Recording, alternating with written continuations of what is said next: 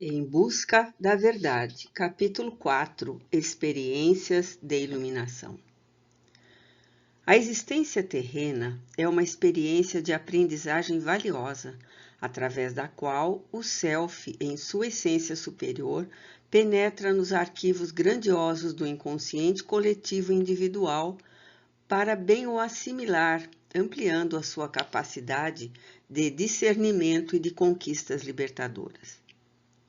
Desalgema-se, em consequência, das injunções do passado, porque as compreende, elucidando os enigmas que lhe permanecem em latência, não mais gerando conflitos psicológicos, e abre-se à essência divina, o arquétipo primordial, logrando a plenitude do luminoso. Nessa conquista, a individuação torna-se-lhe plena e enriquecedora, tornando-se um verdadeiro reino dos céus, porque sem aflição nem qualquer inquietação. Cada experiência no carreiro orgânico faculta-lhe conquistar mais conhecimentos e melhor capacidade para desenvolver os sentimentos, aumentando a habilidade para entender-se, para compreender as demais criaturas e amar-se amando-as. Não fossem tais oportunidades e não haveria como compreender-se as diferenças psicológicas, intelectivas, morais, orgânicas, econômicas, de saúde que caracterizam a mole humana. Reduzindo-se o ser a uma única existência corporal, ele fadado a carregar o peso do acaso feliz ou desventurado, impondo-lhe um destino que não tem direito nem recurso para modificar, submetendo-se inerme às injunções desgovernadoras da fátua ocorrência. Através das reencarnações, no entanto, o livre-arbítrio faculta-lhe a eleição do bem ou do mal sofrer, da alegria ou da tristeza, da desgraça ou da ventura, porquanto a única fatalidade que existe, melhor dizendo, o determinismo que se lhe impõe, é a plenitude, que cada qual adquire conforme o empenho e a luta que se consagre. Assim sendo, a aprendizagem do bem-viver, do desfrutar da saúde integral, é feita mediante erros e acertos, como tudo quando diz respeito à existência em qualquer forma através da qual se expresse. O equívoco de agora enseja-lhe reparação posterior. O acerto de um momento abre-lhe espaço para novas conquistas, impulsionando-o irremediavelmente para a harmonia consigo mesmo e com o cosmos. A viagem evolutiva, embora seja individual, impõe relacionamentos valiosos que contribuem para resultados amplos e benéficos, favorecendo toda a sociedade com os recursos para que viceje em condições gerais de equilíbrio entre todos e, por consequência, de paz e de bem-estar. Ninguém pode esperar por felicidade a sós, porquanto a própria solidão constitui um transtorno grave de conduta, empurrando o indivíduo para a alienação. A existência terrena tem uma finalidade primordial e impostergável, que é a unificação do ego com o inconsciente, no qual se encontram adormecidos todos os valores jamais experienciados e capazes de produzir a individuação. Integrar-se no arquétipo primordial, sem a perda da própria consciência, da sua individualidade, é o objetivo da vida humana, após vencidas as diferentes etapas orgânicas e psicológicas da sua evolução. A força geratriz para essa conquista é o Self totalmente libertado da sombra e dos conflitos contínuos entre a ânima-os. Nota 1. Utilizar-nos-emos em tempo da expressão ânima-os para significar a ânima e o ânimos. Nota da autora espiritual. Os relacionamentos desenvolvem a capacidade de crescimento e de compreensão do sentido existencial, assim como da necessidade de alcançar-se os objetivos anelados. Nesse esforço, o ego, escravizado às paixões, vê-se compelido à libertação, à aliança com as demais pessoas, reconhecendo os próprios limites enquanto alcança outros níveis de entendimento e de conduta. No início do tentame, quando escasseia a maturidade psicológica antes da expulsão do paraíso, o ego toma todo o espaço do self, como se estivessem ambos no jardim do Éden, sem separação, sem diálogo, sem consciência. À medida, porém, que vem a expulsão do paraíso, adquire-se o equilíbrio da consciência, quando o ego se libera, embora ainda ocupando uma grande área no self. Por fim, ego e self em um eixo de harmonia faz-se quase consciente, facultando a presença de Deus no imo, o retorno ao arquétipo primordial. Jesus sabia dessa ocorrência e, por essa razão, misturou-se às massas desesperadas, imaturas psicologicamente, sofridas, compartilhou suas lições com todos, envolveu-se nos dramas do dia a dia, experienciou as dificuldades do trabalho manual, exemplificando que a luta é o clima de crescimento do ser humano e os grandes inimigos estão no seu mundo interior e jamais no externo, convidando a saída do epicentro do self para a aquisição da consciência.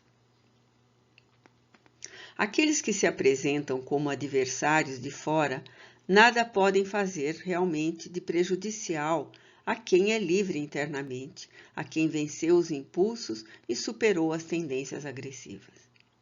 No entanto, encontrando-se preso aos interesses mesquinhos da superficialidade, rivaliza com esses que se lhe tornam inimigos, porque facilmente se fazem também inimigos. O máximo que pode realizar o adversário é criar embaraços na marcha do progresso da vítima, atentar contra os seus valores ou até mesmo contra a sua vida física. Não consegue ir além disso, porque não lhe atingirá a realidade de ser imortal que é, portanto, invencível, desde que não se deixe dominar pelas veleidades, pelas paixões do primarismo animal por onde transitou. A grande viagem, iniciada com a expulsão do paraíso, vai ensejar o conhecimento das possibilidades de vitória nas renhidas lutas. Novo Adão, que é obrigado ao trabalho com suor, com renúncia e esforço, a fim de autodescobrir-se e conseguir o diálogo entre o ser que aparenta e o ser que é, espírito indestrutível. A criança que existe em todos inevitavelmente cresce e desenvolve a capacidade de entendimento, a necessidade de libertação, a busca do si mesmo, a aventura que lhe dá experiência a fim de realizar mais tarde a volta para casa. Ocorre, então, a primeira mudança na psique coletiva, porque sucedeu a mudança individual, o crescimento do ser, a alteração do inconsciente, avançando para Deus com a inevitável modificação das construções do mundo psíquico. Nesse retorno, não existe a culpa, mas a consciência, pois que ambas surgiram ao mesmo tempo. Desde que Adão e Eva foram expulsos do paraíso, saíram da ignorância de si mesmos para os enfrentamentos. Após o mito da desobediência, ambos dão-se conta das diferenças anatômicas e escondem-se, envergonhados, em face da libido que surge, a malícia, e fogem também de Deus, ocultando-se, mas nunca do seu Deus interno, que os acompanhará em todos os transes e trânsitos, descobrindo os opostos, sentindo as necessidades. A criança, que neles existia, cede lugar aos adultos, aos seres formados para a procriação, para o desenvolvimento, não mais para a inocência, a ignorância permanente da sua realidade. A psique amadurece, amplia o seu raio de entendimento e de ação, engrandece-se, faculta a fissão dos eus, de modo que o ego se espraie, que surjam à sombra os ânima, e que se conquistem os espaços naturais de maneira a criar o diálogo, a interação do eixo perfeito entre ele e o self. Essa viagem para a casa paterna já não tem retorno. Perder-se e achar-se. O herói adormecido deve seguir adiante, procurar a própria identidade, sair da proteção do Pai misericordioso a fim de viver as próprias experiências. Talvez não seja necessária a forma como o filho pródigo tomou a decisão, mas uma escolha decorrente da própria maturidade. Quando se rompem os primeiros laços entre o filho e a mãe, a criança começa a dizer não. A sua personalidade se vai formando, nasce a sua identidade que necessita de independência para o amadurecimento, para o enfrentamento dos próprios desafios. O vínculo com o pai, especialmente no sexo masculino, pode durar por muito tempo como submissão, medo, interesse pela herança, falta de iniciativa para as próprias necessidades, que têm sido supridas sem qualquer esforço de sua parte. Transferindo sempre a responsabilidade dos seus atos ao pai, o filho não cresce psicologicamente, mantendo uma forma de paraíso infantil, onde se sente bem, embora não realizado. A experiência libertadora é essencial ao crescimento interior e pessoal, podendo ser realizada, no entanto, sem traumas, sem culpas, sem danos. Não poucas vezes, nessa fantástica aventura da autoidentificação, ocorre o perder-se, a fim de mais tarde achar-se. A sombra em forma do eu-demônio apressa-se para que aconteça a ruptura, enquanto o eu angélico aturde-se e introjeta a culpa, que ressumará do inconsciente quando o indivíduo perceber-se perdido e sofrido. Normalmente, ocorrem desenvolvimentos espontâneos e superior na psique, quando se atinge a idade adulta. No entanto, nela existem fatores de compressão e de regressão, que se fazem vigorosos, demonstrando o erro em que se incidiu, abrindo espaço para as reflexões mais sérias destituídas do ego, facultando a corrigenda do erro sem a perda das qualidades morais adquiridas. Antes, pelo contrário, graças a esses valores de enriquecimento interior que ajudam no discernimento, que proporcionam o crescimento e contribuem com as forças necessárias para a reabilitação. O ser, amadurecido pela dor, redescobre que tem um Pai misericordioso, que nem sequer o censurou quando ele partiu ou dificultou a sua viagem, mas que, com certeza, o espera na sua afeição não ultrajada. Essa conquista da consciência do si mesmo é a chave mágica para a decisão de voltar para casa, de retornar às experiências de identificação com a vida. Já não se trata de uma volta à inocência, agora transformada em conhecimentos diversos, em sofrimentos dignificadores, em discernimento entre raga, a paixão, a ilusão e a realidade. Não bastam ser trabalhados o ego e a persona, fortalecidos e constituídos muitas vezes pelas experiências existenciais, mas, sobretudo, o self consciente. Quando se atinge a meia-idade, essa reflexão faz-se inevitavelmente. No entanto, o mesmo fenômeno ocorre também na juventude, após alguns traumas e frustrações, desencantos e dissabores ante a realidade da vida. Foi o que pensou e executou o filho pródigo no inferno em que se encontrava. Ele sabia onde estava o paraíso, e o de que necessitava era o estímulo que se lhe apresentou como fome e humilhação, com a consequente possibilidade de morte. Havendo perdido a própria identidade, todos os valores que lhe constituíam a raça, suas heranças, seus prejuízos e suas conquistas, ao trabalhar com os porcos, animais imundos na sua crença, em servir a um pagão, pecando contra a fé religiosa, o seu Deus, a mais vergonhosa derrota havia sido essa, de natureza moral, cujos fatores de perturbação se lhe acrescentaram como desonra, descrédito, abandono, miséria física e econômica, defluentes daquela de natureza espiritual. No processo de aquisição da consciência por desconhecimento da realidade, por presunção e fatuidade, muitos perdem-se e transitam imaturos no prazer, desperdiçando a juventude e os tesouros que lhes são pertinentes até o momento em que surge uma seca.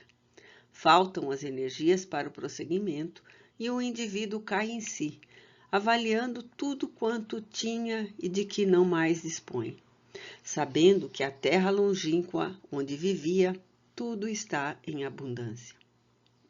Já não mais aspira à reconquista do que perdeu, porquanto há recursos que não retornam: energia, juventude, pureza de sentimentos. Mas há outros que podem ser restaurados: dignidade, trabalho, renovação, novos logros. No caso em tela, servia ao filho pródigo um lugar entre os trabalhadores, mas ele foi restaurado pelo pai que o reabilitou, que o vestiu e calçou com nobreza, que lhe pôs o anel de distinção e de união. Tudo isso porque ele estava perdido e foi encontrado, estava morto e vivia. Podemos considerar esse fato igualmente como o do amor de Deus em relação às suas criaturas, seus filhos rebeldes que lhe abandonam a casa paterna e fogem para o país longínquo da loucura e da ingratidão, entregando-se à ilusão com total olvido da sua origem divina, dissipando as forças elevadas que lhes são concedidas para o desenvolvimento espiritual, moral e intelectual, entregando-se ao servilismo com os animais imundos, às paixões primitivas, disputando as bolotas, insistindo no primarismo ancestral, porque está perdido, mas com possibilidades de autoencontrar-se. Fazendo parte da trilogia dos perdidos, a ovelha, a dracma e o filho pródigo. Essa parábola também é membro da tríade do encontro, da esperança, da misericórdia, do júbilo. Achar-se é muito mais importante do que achar. Acham-se coisas, animais e pessoas perdidos. No entanto, achar-se, quando se está perdido em si mesmo e não no espaço-tempo, é de relevância psicológica, de verdadeira cura, de reabilitação, de autoencontro, de amadurecimento para o estado luminoso. Torna-se necessária, nesse momento, a imago Dei, na consciência, como parâmetro para sair-se do ego extravagante e ditador, recordando-se do Pai misericordioso que sempre aguarda e que, reencontrando o que estava perdido, rejubila-se, propõe e executa uma festa, mantendo união que fora arrebentada quando o irresponsável fugiu para longe. A persona está sempre mudando no processo existencial, porque resulta das aquisições psicológicas e morais, embora o ego se demore na sua dominação, adquirindo recursos para interagir com as novas conquistas.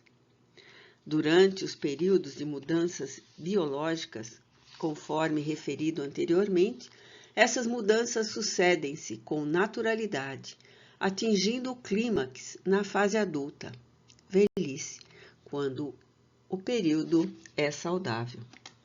Experiencia-se na Terra atual não mais o ciclo das culturas da vergonha e da culpa, mas o do narcisismo, do exibicionismo, da falta de senso e de pudor, da extravagância, do poder.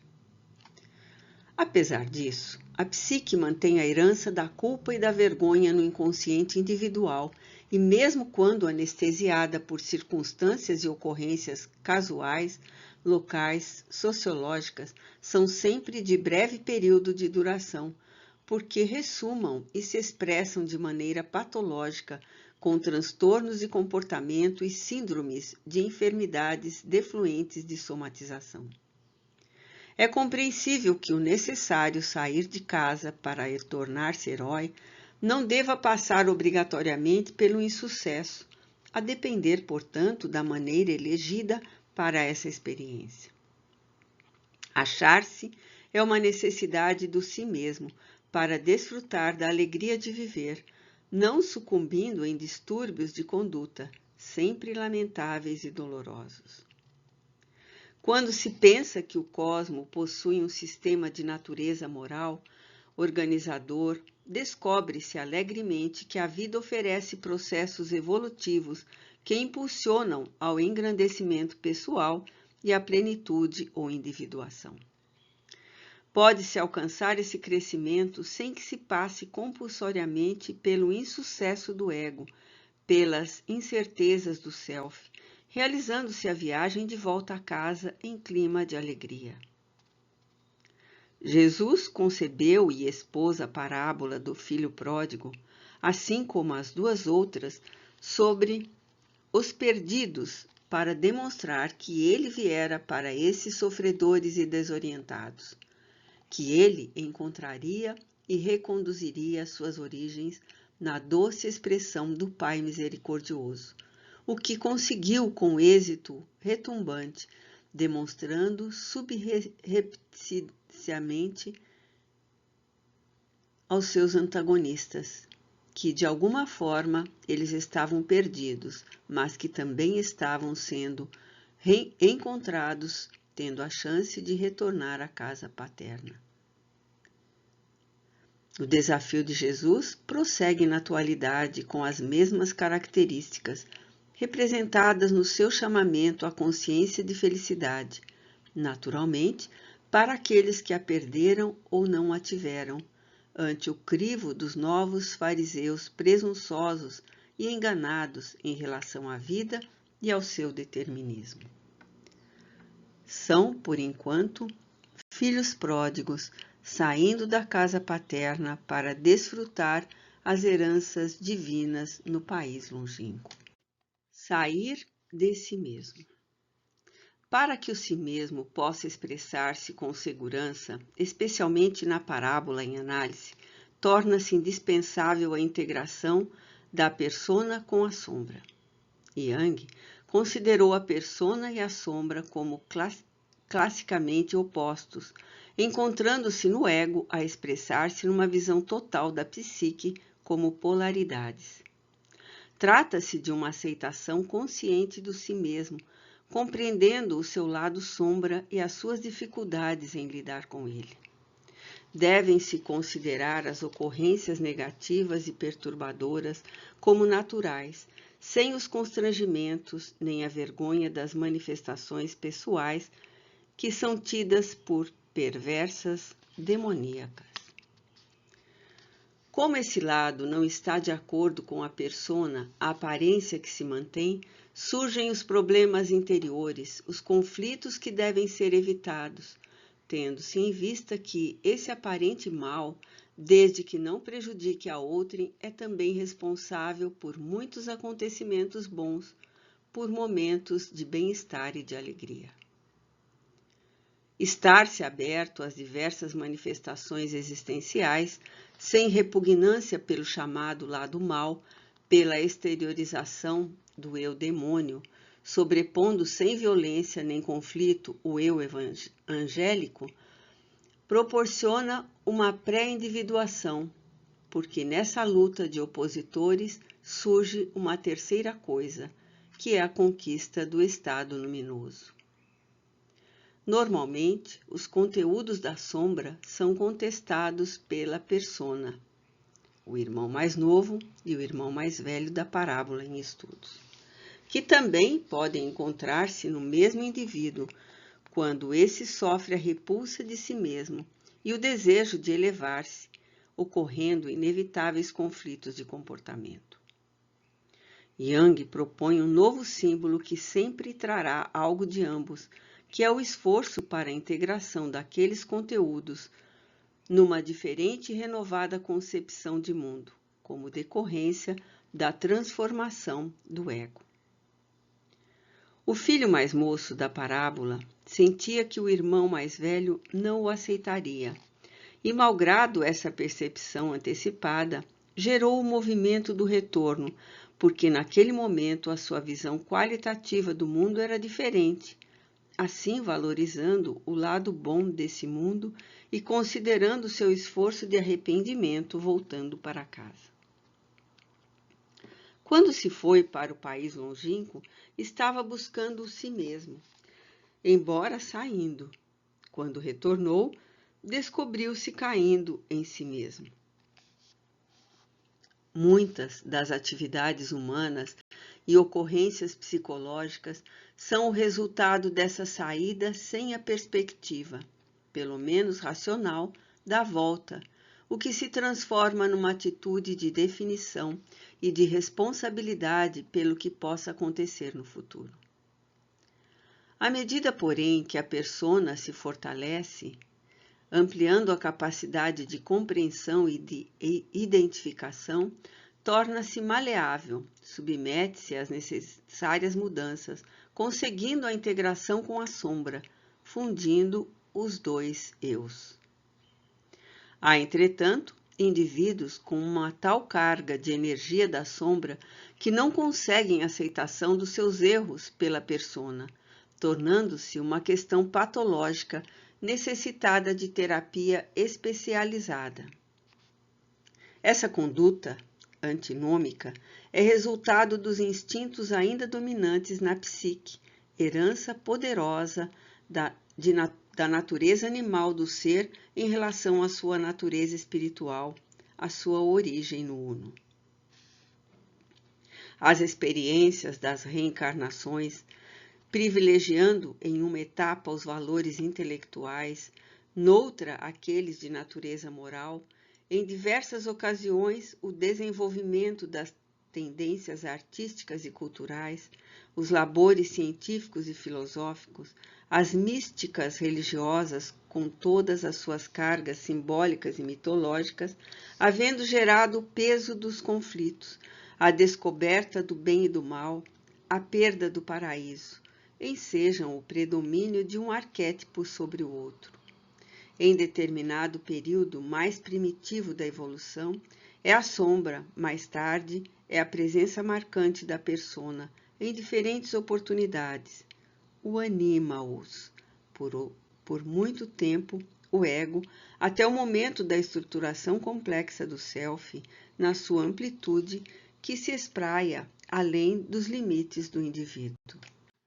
Por sua vez, o pai amoroso saiu de si mesmo para receber o filho perdido e acolheu-o no coração, que jamais deixara de o amar, pois que nunca o expulsara dos seus sentimentos, quando, constatando que o outro filho, o mais velho, se recusava a entrar em casa e fora tomado pela revolta, assim como a ira, filhas diletas da sombra, novamente saiu de si mesmo e foi em sua busca, por constatar que estava perdido também, necessitando de ser encontrado. No processo da evolução do espírito, faz-se necessário, muitas vezes, sair-se de si mesmo para alcançar-se a meta a que se propõe, porque há situações difíceis de conflitos psicológicos em torno que necessitam da presença do ser divino que se possui no ímã. Jesus assim o fez inúmeras vezes, pois que ele veio para as ovelhas desgarradas, sacrificou a sua vida para resgatá-las da perdição, confundiu-se com a sombra individual de cada qual e a coletiva de Israel, de Jerusalém, assassina, que matava os profetas a fim de manter a sua corrupção, aguardando um vingador para esmagar aqueles que lhe dominavam o povo, olvidando-se que a pior escravatura é a que procede dos instintos, dos arquétipos inferiores do self em formação e desenvolvimento. Sair de si mesmo é fruir por antecipação o retorno que se dará com a conquista realizada, quando sucedeu com Jesus, crucificado, mas livre, indesejado, no entanto, triunfante, porque conseguira atingir o estágio mais alto da psique, a vitória sobre os impositivos existenciais, embora já fosse perfeito como o Pai Celestial é perfeito. Considerando-se as parábolas da esperança, da consolação, dos júbilos, dos perdidos, pode-se ver Jesus na condição de filho pródigo do amor. Afastou-se do reino com os seus inestimáveis bens e veio ao terreno, país longínquo, para desperdiçar os seus tesouros com as meretrizes e ladrões, os de má vida que se lhe tornaram más companhias, sem permitir-se contaminar com as suas misérias. E porque eram incontáveis esses necessitados, ele entregou tudo quanto possuía, e repentinamente viu que se abatera sobre o país a fome de amor e de misericórdia, de compaixão e de solidariedade, resolvendo-se por entregar-se in tonto a partir do momentoso Sermão da Montanha. Apesar dessa doação máxima de amor, foi desprezado pelos habitantes soberbos e ingratos desse país, os prepotentes e dominadores, ficando com a ralé, simbolicamente representando os suínos, como era quase considerada, não aceita e espezinhada, optando pela cruz do sacrifício de afeto jamais ocorrido na terra, voltando, porém, rico de bênçãos ao Pai misericordioso, que o recebeu em júbilo, permitindo que ele ficasse ainda por mais tempo num e noutro lugar, acenando com a imortalidade gloriosa. No estado luminoso, ele tentou dissipar a sombra individual que espera pelo esforço do self de cada qual, iniciando-se então esse processo de unificação com a persona através dos 2 milênios, a partir do momento em que se inicie a terapia psicotrópica da renovação interior, proporcionando aos neurocomunicadores a produção das monoaminas restauradoras da saúde psicológica e da moral através da vivência dos seus incomparáveis enunciados psicoterapêuticos. Herdeiro de si mesmo, o ser humano é a soma das suas experiências que desenvolvem os valores para a própria evolução, o que lhe constitui desafio em uma etapa desse crescimento, noutra se lhe torna mais acessível, dando lugar ao surgimento dos arquétipos muito bem examinados pelo eminente mestre de Zurique, Carl Gustav Jung. Entende-se que a predominância da sombra ou do animus em indivíduos biologicamente portadores de polaridades orgânicas opostas resulta da experiência mal-sucedidas em que repetidas lhe proporcionam um ensejo de ajustamento, de integração moral, qual ocorre com a persona na construção do self iluminado, liberado das pesadas cargas dos conflitos ancestrais. A conquista da saúde integral é compreensivelmente um desafio que está diante de cada qual, dependendo do seu esforço em enfrentá-la, desde logo ou postergá-la, quando complicada e perturbadora. Graças às conquistas da medicina nos seus mais diversos setores e das doutrinas psicológicas iluminadas pelo Espiritismo, com o seu valioso contributo psicoterapêutico, preventivo e curador, dispõe o ser humano destes dias de instrumentos valiosos para o logro da felicidade, mesmo na Terra, embora o reino não seja desse mundo, nele iniciando-se e prolongando-se pelo infinito dos tempos e dos espaços. A parábola do filho pródigo, assim como a da dracma e da ovelha perdida, constituem preciosas lições de autodescobrimento de todo aquele que deseja identificar a finalidade da jornada terrestre, o significado real da vigiliatura carnal, conseguindo superar o vazio existencial com objetivos dinâmicos e seguros em favor da sua completude emocional e espiritual. Resgatando as perdas, envolve-se em aquisições de relevante significação para a sua imortalidade, na qual, desde ontem, se encontra mergulhado. Cumpre-lhe, por consequência, vigiar as superpersonalidades comprometidas com a sombra, expressões que, de alguma forma, delas se derivam, preservando o bom humor e evitando as suas alterações que abrem espaço para a interferência dos espíritos inferiores, que pululam em toda parte, gerando alucinações e ressentimentos, portadores de enfermidades de várias etiologias, produzindo infelicidade e desar. Sair de si mesmo, de maneira objetiva, a fim de ajudar os que encontram na retaguarda, é a imagem do Pai misericordioso, recebendo o filho pródigo de volta a casa. Em assim sendo, a reencarnação é de valor inestimável, que não pode ser desconsiderada nem postergados os ensejos de crescimento interior. Procedente do ontem, o espírito apresenta-se com o patrimônio amealhado, construindo o porvir que lhe está reservado. Seu esforço em favor da aquisição do estado luminoso deve constituir-lhe meta essencial na luta em que se empenha.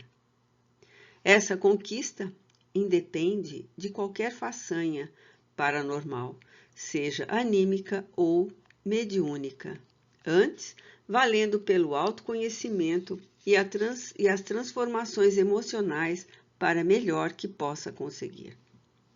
A sua saúde psicológica e física, psíquica e moral dependerá sobretudo desse empenho, desse entendimento, da finalidade do corpo que o capacita para a plena libertação dos arquétipos tormentosos que ainda o mantêm em escravidão. Vez que outra se sentirá impulsionado a sair da casa paterna, e o fará, desde que, de maneira sábia, investindo os valores que lhe são concedidos no crescimento interno. Onde quer que se encontre, antevendo a possibilidade de retornar em situação saudável, sem o desgaste nem a miséria, assinalados no fracasso do filho pródigo. Fracasso, porém, que o Pai misericordioso transformou em lição de desenvolvimento moral, não lhe concedendo a posição de servo ou de escravo, mas de filho que o era, pois que perante Deus não existem filhos perdidos e cujos atos sejam irreparáveis. Desse modo, a evolução do ser, sua felicidade e harmonia dependem exclusivamente dele mesmo, contando com a misericórdia e a bonança do amor, sempre responsável pela concessão da plenitude. Quando os indivíduos se aperceberem das vantagens do amor a si mesmo, de início ao seu próximo como consequência, e por fim a Deus, tudo se lhe modificará durante o périplo orgânico, pois que esse tropismo superior alcançá-lo-á no estágio de individuação. Rejubilar-se. O júbilo é defluente da conquista superior da saúde psicológica, por sua vez, da harmonia que deve viger entre o físico, o emocional e o psíquico. O pai generoso rejubila-se com o filho de volta, não considerando a sua defecção, que é tida como uma leviandade da fase juvenil, exatamente daquele período de maturidade e de incerteza, quando ainda exigem as inseguranças da infância e as perspectivas da idade adulta, sem a definição da personalidade. É natural que, nessa busca do herói, da identificação do eixo ego-self, ocorra essas nuances de insucesso que levam à maturidade, de inquietação e de aprendizado, necessários ao processo de crescimento interior, desde que o conquistador esteja disposto a refazer caminhos, a reconquistar-se, superando a sombra e não se permitindo fixar na culpa. Toda viagem interior, à semelhança daquilo que ocorre quando se viaja para fora, é uma aventura de alto significado, sendo que as sucessivas camadas de experiências negativas que vitalizam o eu inferior, demoníaco, geram impedimentos emocionais, dando largas a conflitos de natureza infantil, como as fugas para a lamentação, as queixas, a necessidade de colo materno. O júbilo deve permanecer no coração de todos os indivíduos, mesmo quando enfrentando situações embaraçosas ou difíceis, pois que proporciona claridade mental, enquanto a sisudez, a mágoa, o autodesprezo podem ser considerados como revides do eu infeliz, punindo o mal-sucedido. Rejubilar-se na comunhão com as propostas da vida, na convivência com as pessoas e a natureza, consigo mesmo, constitui dever psicológico, derivado da harmonia que se consegue mediante esforço e autoidentificação de valores. A atitude do Pai misericordioso em relação ao filho arrependido deve constituir uma lição viva de comportamento que todos os indivíduos devem manter em relação àqueles que se encontram em dificuldades de qualquer natureza, auxiliando sem exigências descabidas, sem arrogância de triunfador, em face da queda do outro, de maneira edificante e estimuladora. Quando se reprocha outrem pelo comportamento malsão, em consequência das suas ações incorretas, deve ser levado em conta que o tombado espera ajuda e não somente repreensão, buscando-se corrigir-lhe o erro, quando seja possível, sem criar-lhe conflitos de inferioridade que o podem empurrar para situações mais deploráveis.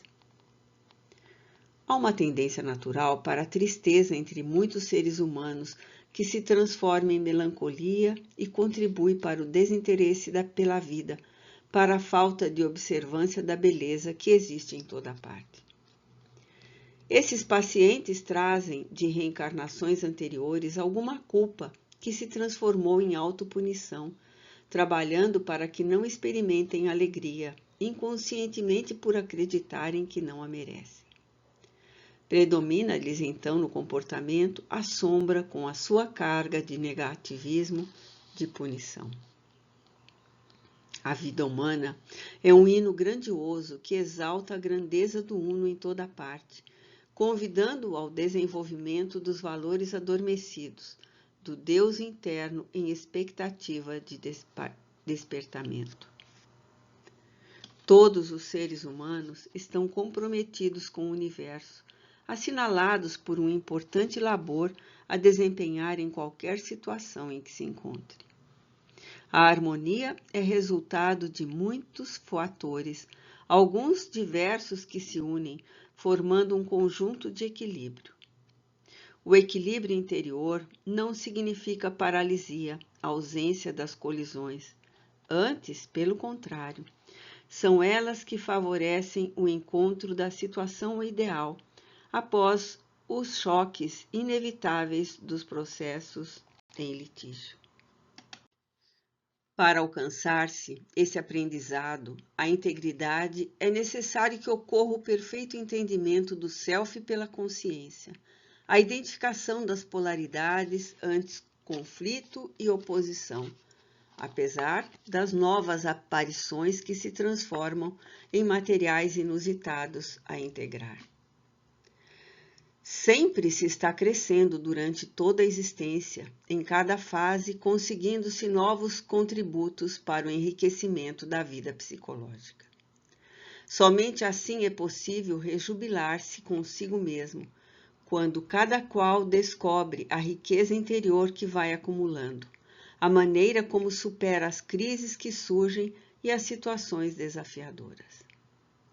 Cada etapa da vida, portanto, tem as suas imagens arquetípicas, os seus comportamentos, as suas conquistas, trabalhando para a vitória sobre o respectivo período de vivência.